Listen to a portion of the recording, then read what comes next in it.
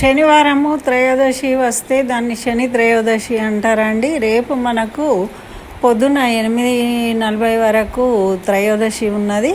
కాబట్టి శని త్రయోదశి చాలా విశేషమైనది.